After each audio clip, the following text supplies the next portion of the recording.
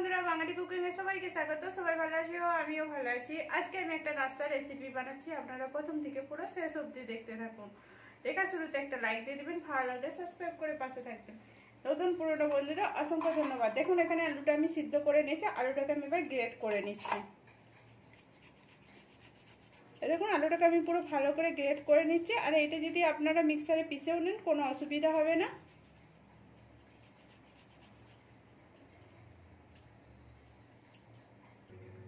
দেখুন এখানে আমার আলুটা গ্রেট করা হয়ে গেছে। এবার আমি সুজি নিয়ে নিয়েছি, এক বাটি আমি সুজি নিয়েছি।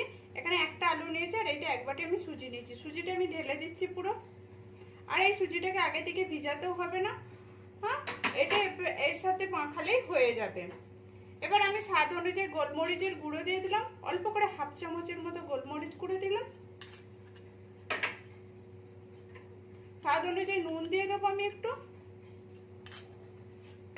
আর এখানে আমি দই দিচ্ছি।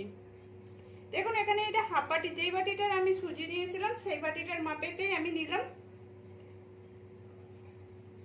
এটা দিয়ে আমি মাখিয়ে নিচ্ছি। আগে মাখানোর পরে আমি দেখে নেবো কতটা লাগে, আমি সেটা বলে দিচ্ছি। দেখুন আলু আর সুজি সবকিছু একসাথে আমি মাখিয়ে নিচ্ছি। দেখুন এটাকে ভালো করে মাখাতে হবে। দেখুন এটা মাখানোর পরে মাখাতে মাখাতে অনেকটা সুজিটা নরম হয়ে যাবে।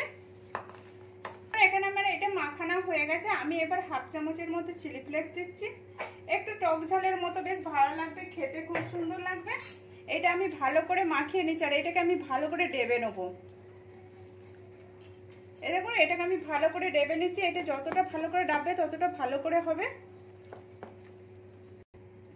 এখানে আমি কিছুটা ডেবে নিয়েছি। এবার আমি খাবার সোডা দিয়ে দিচ্ছি। এটা হাফ চামচেরও কম আমি খাবার সোডাটা দিচ্ছি। আর এই সোডাটা দিয়ে আমাকে ভালো করে ডেবে নিতে হবে এটাতে। আর এটা ততটা ফুলে যাবে আর খেতেও খুব সুন্দর লাগবে। এই দইটা লেগেছিল, আধ বাটি দই লেগেছিল। আমি দইয়ের পরিমাণটা একটু কম দিয়েছি। এবার যারা একটু বেশি টক খেতে চান তারা দিতে পারেন এক বাটির মতো, কোনো অসুবিধা হবে না। আমি একটু জল দিয়ে দিয়েছি এর মধ্যে, দিয়ে আমি ভালো করে ডেবে নিচ্ছি এইটাকে। এখানে তেল দিয়ে দিয়েছি, তেলটা আমার গরম হয়ে গেছে। এবার আমি আস্তে আস্তে একটু করে করে দিয়ে নিচ্ছি।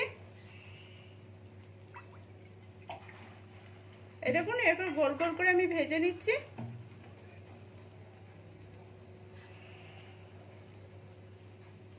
এরকম করে আমি সবগুলো দিয়ে দেবো। আর এইটা আমি ভাজতে দেবো। এটা যখন ভাজা হয়ে যাবে দেখবে আস্তে আস্তে তেলের দিকে উপরে উঠে আসছে, তখন জানবো ভাজা হয়ে গেছে একদিকটা, তখন নেড়ে নেবো আমি। তার আগে নেড়ে নিলে কিন্তু এটা পুরোটা ঘাঁটা হয়ে যাবে। এখানে আমার পুরোটা দেওয়া হয়ে গেছে। এবার আমি একটুখানি অপেক্ষা করব। দেখুন এখানে আমার এগুলো হয়ে গেছে, উপর দিকে উঠে আসছে। আমি একটু উল্টে নিচ্ছি এগুলোকে।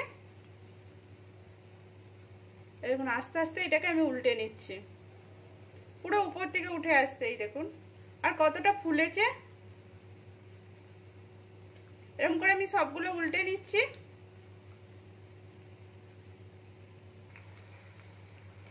দেখুন এখানে আমার হালকা হালকা হয়নি, এটা পুরোটাই লাল লাল হয়ে গেছে। আমি এবারে এটা তুলে নিচ্ছি। এখানে আমার গোলাটা একটু ফুলে গেছে, হালকা ফুলে ফেলেছে, এখানে লাল লাল হয়ে গেছে। আমি এবারে এগুলো তুলে নিচ্ছি।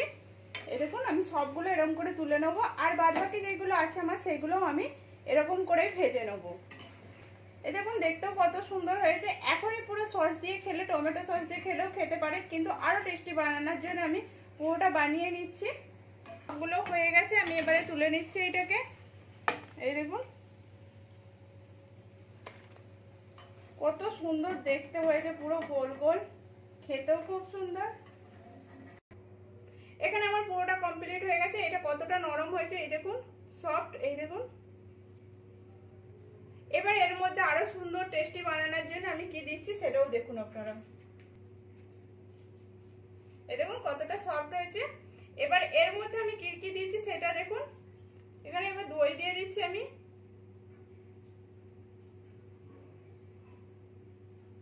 এই দেখুন আমি এখানে দই দিয়ে দিয়েছি। এবার আমি একটু টমেটো সস দিয়ে দিচ্ছি আমি।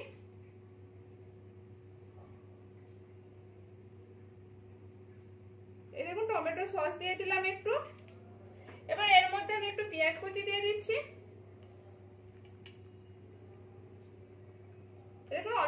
ছোট ছোট করে পেঁয়াজটা কুচিয়ে রেখেছিলাম, পেঁয়াজটা দিয়ে দিলাম, একটু কাঁচা লঙ্কা কুচি দিয়ে দিলাম, একটু উপর থেকে সেও দিয়ে দিচ্ছি আমি, খেতে আরো সুন্দর টেস্টি রাখবার জন্য আমি একটু সেও দিয়ে দিলাম। আর সামান্য পরিমাণে এতে একটু চাট মশলা দিয়ে দেবো। এই দেখুন চাট মশলা দিয়ে দিচ্ছি এর মধ্যে। এটা পুরোটাই আমার কমপ্লিট হয়ে গেল। আর এটা কত সুন্দর হয়েছে দেখুন, এখানে আমার পুরোটাই কমপ্লিট হয়ে গেছে। দেখতেও কত সুন্দর লাগছে, খেতেও খুব সুন্দর লাগবে। এই দেখুন, প্লিজ আপনারা এরকম করে বাড়িতে বানিয়ে দেখুন কেমন হয়েছে, সেটাও কমেন্ট করে বলবেন। ভালো লাগলে একটা লাইক করবেন, শেয়ার করে সাবস্ক্রাইব করে পাশে থাকবেন। নতুন বন্ধুদের বলছি একটু যদি ভালো লাগে সাবস্ক্রাইব করে পাশে থাকুন।